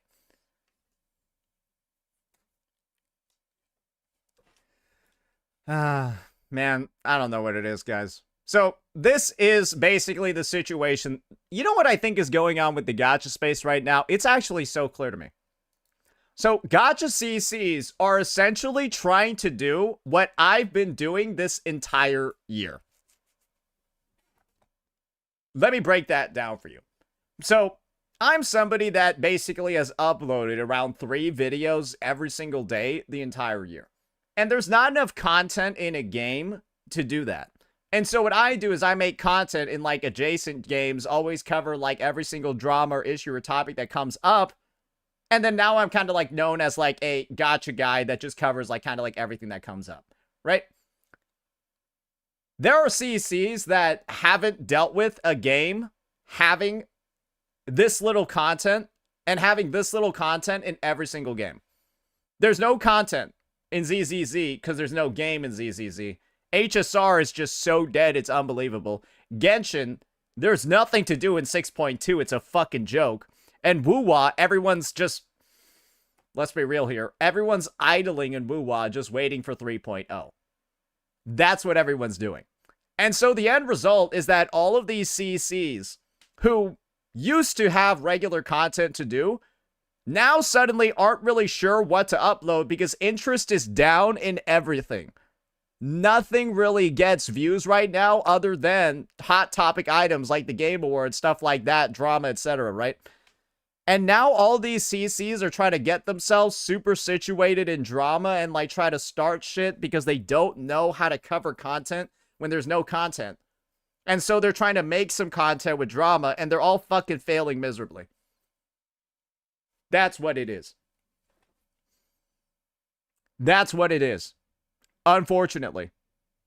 There's a content drought across all of gacha because we're approaching the end of the year. People are looking for content, but they don't know what they're fucking doing and they're doing some dumbass shit.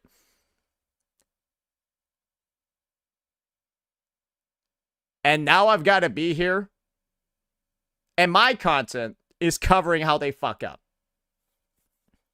What a wonderful cycle. What a wonderful cycle.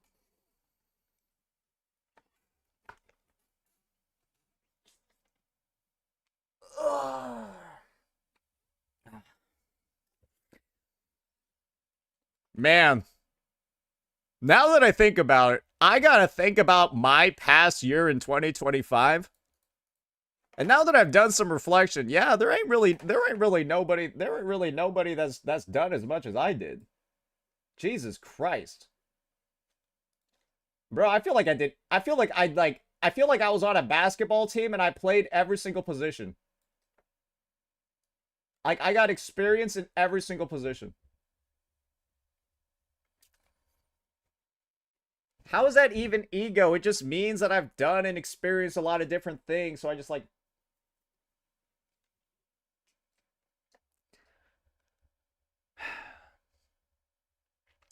Saint would be the Ben Simmons of the gacha space. Get that fucking... Shut up. No. I don't want that. That dude's trash. That dude's trash, bro. He's garbage. He's garbage.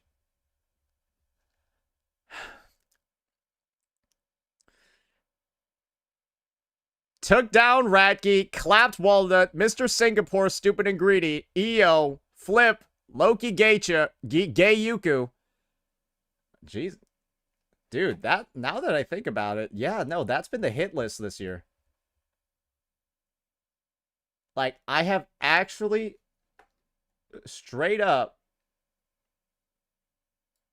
1, 2, 3, 4, 5, 6, 7.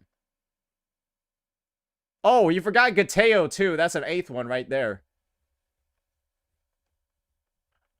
And you want to know what the best part is about all these people, guys? You guys want to know the best part about every single one of these people? They started it. Yeah!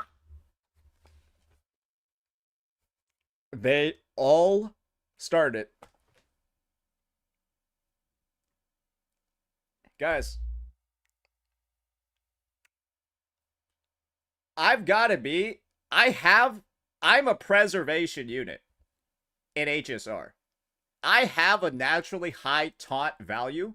Otherwise, guys, that's 9 documented instances where somebody took shots at me first. In 1 year, 9 different CCs took shots at me. That's crazy once you think about it. In 1 year, 9 separate CCs.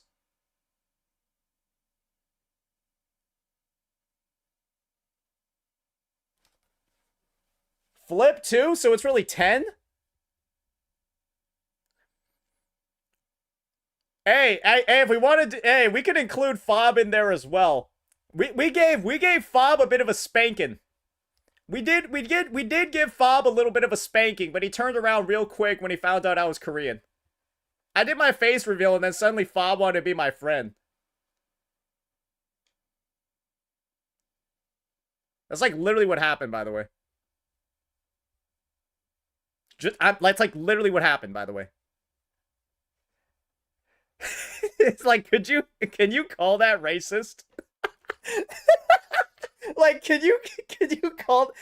After Fob found out I was Korean, he wanted to be my friend.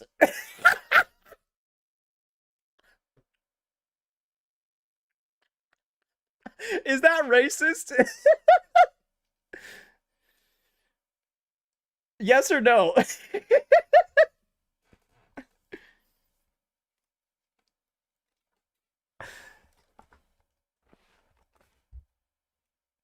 Then again, it is a little bit... It's already like a self-fulfilling prophecy, right? To ask if the guy whose name is Fob Master is racist. I had to do it to him one more time. Anyways.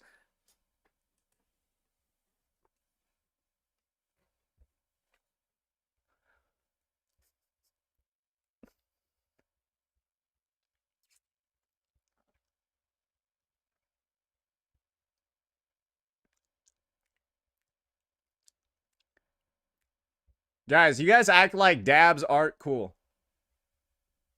Guys, you want to know why dabs are... You guys want to know when dabs are cool? There is a subsection of the populace that still dabs in 2025. You want to know what that part of the population is? It's dudes with big arms that go to the gym. They still dab. Yep. Dudes with big arms that go to the gym, they still dab in 2025. 1,000,000%. Yep. And so if y'all think the dabs are lame or not cool, that means you're a tiny motherfucker. That means you look like Genazad. You look like him IRL if you don't think dabs are cool. Yeah. Anyways,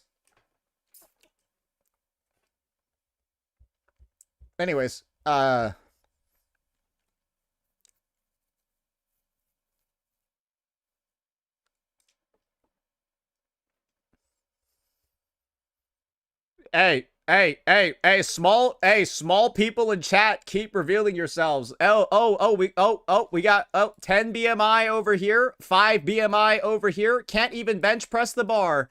What's it called? Oh, you need to wear a weighted backpack on a windy day so you don't fly away, Nando. Shut up. Who else? What do we got?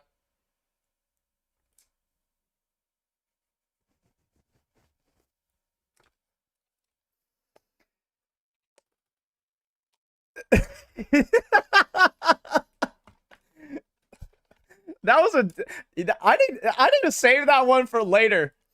That's a fucking bar. That's a fucking bar, bro. You need a weighted backpack on a windy day so you don't fly away. Bro, that's a fucking bar. Holy shit, call me Dr. Seuss.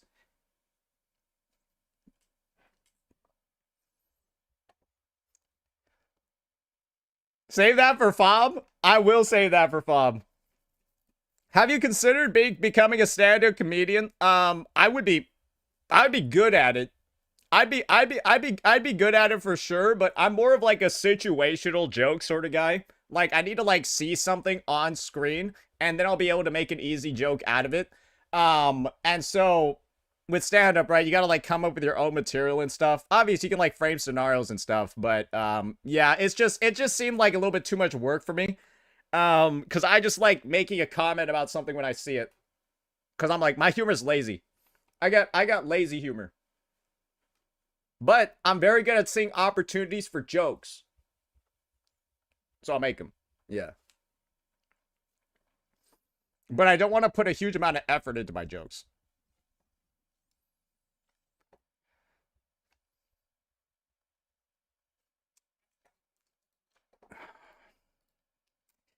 Because this is like the thing, right? This is the thing. I've done presentations before. So, I mean, I know how to like work with the crowd and stuff like that. And I guess the thing is that obviously there's like a lot that can be done with that, but it's really easy to translate it into streaming. So that's why I can just like literally have the same fucking screen on the screen and then just like talk about some random shit because I'm like looking at chat for a pretty goddamn long time. Everyone does presentations in uni. Well, this is the thing. Some people are good at presentations and some people are fucking dog shit at them. Let's just say I was very good at them. Yeah, let's just say I'm extremely good at them. And that's basically why I'm able to do full-on guide videos on stream without really like... Well, I mean, you guys already know, right? That's why I just do, like, full-on guide videos on, like, stream without, like, you know, having to, like, get, like, notes or, like, write a script or something. Where's the Buling guide? It's literally getting edited right now. Yeah, it's literally getting edited right now. Man, okay, so we got the Game Awards later today. I'm gonna be honest. I don't think I feel like watching it because like I said before, right? I don't feel like sitting through like 4 hours of it to watch one award. I'll probably just cover it tomorrow, see what the backlash is, and then we'll kind of just move from there.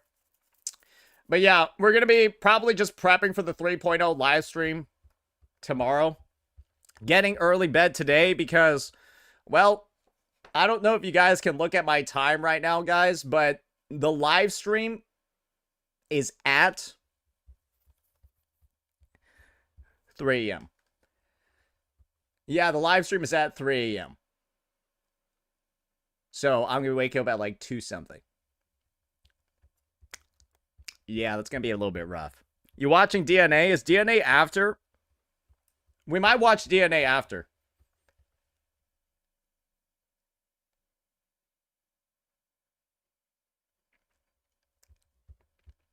But who am I going to watch to yap over the Game Awards stream? I don't know. Go watch like Asmongold or Gotcha Smack or something. I don't fucking know. This is the thing. Smack actually plays like those other single player games and shit. So like, I'm gonna be honest. I would watch Smack or Asmon because they probably actually know the games that are up there and can actually comment on them. You wanna know what my commentary is on the Game Awards? I didn't even know that shit came out this year. Wait, that shit came out? Wait, what? That would be me during the Game Awards. The fuck is this shit?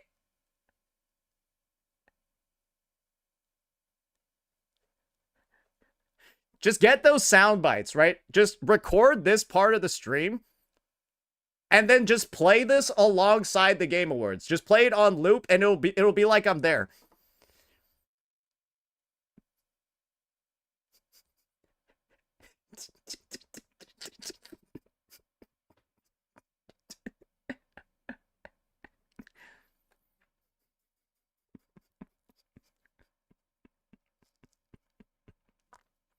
New Wuwa trailer. Okay, this is the thing. If they drop a crazy Wuwa trailer, I'll probably like drop a quick video on it. Maybe not. We'll see. I might just be in bed. Who knows? I don't really care. That's the thing, right? Is I'm not gonna be here fucking. I'm not like, bro. Do you guys know how long the Game Awards trailer was last year? That shit was like 30 seconds, man. It was 30 seconds, and it was literally the same exact footage. It was like 1.0 footage with a little bit of 2.0. Do you want to know what the Game Awards this year is probably going to be? It's probably going to be all 2.0 footage with the transfer student cinematic at the end. That's what I bet it's going to be. Part of the transfer student animated short and then 2.0 footage and gameplay. Because guess what, guys? Are you not going to show like Fleur-de-Lis, Cantarella, all these units and stuff like, are you not going to show Augusta and Yuno? Are you not going to show Yuno with the fucking, where she like, gets her like fucking leg and then like bends it like behind her asshole and then like fires the boat? Like you don't think Kuro's going to show that shit? When Yuno and Augusta are probably their best visual-wise kits in the game. Like, brother, you're going to see, like, the sun and the moon in the sky together after they, like, use their liberations. Right? Like, they're going to show that shit, and then a little bit of, like, the 3.x chooses we already got. That's what I think is going on. Because you guys got to think about it this way. I think Smack had a good post on it. It was like, this is meant to gather the attention of just normies, not people that already play Wuthering Waves. This is, the Game Awards advertisement is meant for people that have not seen the game before. Because that's likely going to be the fucking audience there, is people that, like, play, like, Astrobot and shit like that. And, like, Resident Evil. And so, yeah, they're not going to show just 3.x stuff. They're going to probably show 1.x, 2.x, and 3. That'd be my take. All right. I'm going to be honest, guys. Like I said before, we're taking a bit of an earlier day today. We have already got quite a few videos planned. We're going to be doing the live stream tomorrow. Then we're going to be uploading the live stream, and then we're going to be doing a bunch of other stuff regarding 3.0, and then, yeah, we got a fun day scheduled ahead. But, yeah, I'm probably just going to take a bit of a shorter day today because I got to go to bed early today, and I don't know. I just want to relax, man, because I got to wake up early tomorrow. Let me mind my own business, bro. Anyways, let me see who I should raid. Well, I guess there's only one person for me to raid right now. It's got to be Jeff77. You guys ready?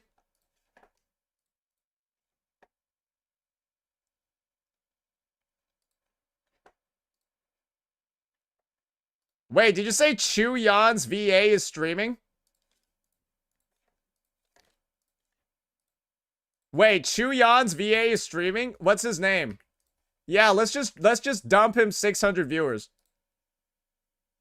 Yeah, where is he? Like that Where was is he? super cool. What's his name? What's his name?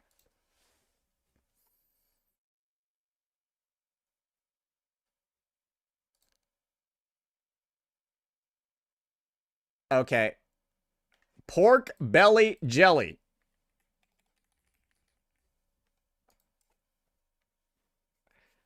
Bro only has 9 viewers right now. Hey, Bro only got 9 viewers right. What the fuck?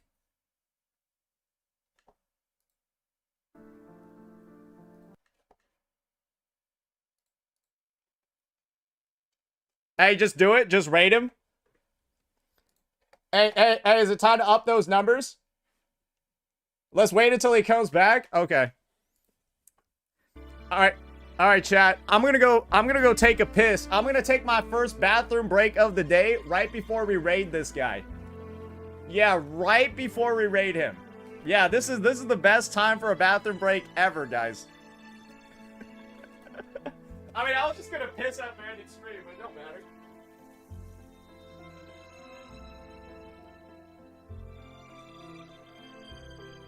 Thank you.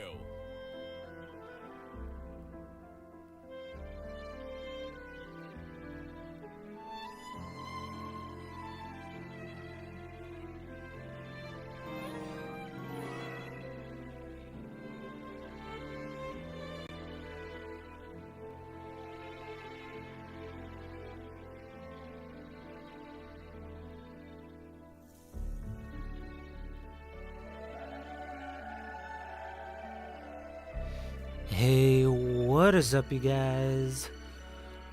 I'm back. I think I'm back. There we go, we're back. Ooh. New positions. Got a new setup. Thank you.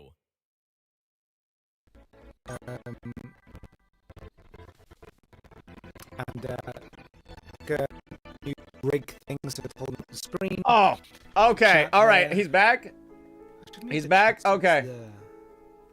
Hey, Yeah, guys, when set you up. go in, Sorry, been away. you gotta drop one of his voice lines. I thought things were quiet. When you go in, you gotta drop one of his voice lines, so it's okay? good, you know, It's just, gonna be it's gonna be survival. one raid welcome, to end it welcome all. everybody. Right? Welcome to Right? the Is that what he says? One is it one welcome, cut to end Blue. it all? Any rules? Just be nice. Don't be a One dick. strike, one raid to settle it all. Okay, one raid to settle it all. I guess most people say no spoilers. I don't know. You can say whatever the fuck you want. I don't fucking care. Anyways, Help me I'm out, ending can I stream ask, now. please? I'll but yeah, see there's any y'all. rules, is there, Panthea?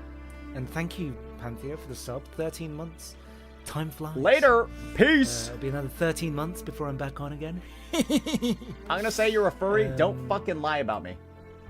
Appreciate the Welcome gifties. everyone. Hello, Dr. Mega. Hello,